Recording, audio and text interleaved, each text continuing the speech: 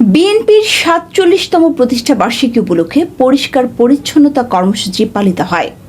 মোজাম্মেল হোসেন, আশুলিয়া থানা প্রতিনিধির তথ্য ও ভিডিওচিত্রে থাকছে বিস্তারিত। বিএনপির ৪৭তম প্রতিষ্ঠা বার্ষিকী উপলক্ষে পরিষ্কার পরিচ্ছন্নতা কর্মসূচি পালিত হয়। সাভার উপজেলা চত্বরে বাংলাদেশকে পরিষ্কার পরিচ্ছন্ন রাখতে বিএনপির ভারপ্রাপ্ত চেয়ারম্যান তারেক রহমানের নির্দেশ অনুযায়ী দলটির ৪৭তম প্রতিষ্ঠা বার্ষিকীতে বিএনপি ও অঙ্গ সহযোগী নেতৃবৃন্দ ময়লা আবর্জনা পরিষ্কার কর্মসূচি পালন করেছে।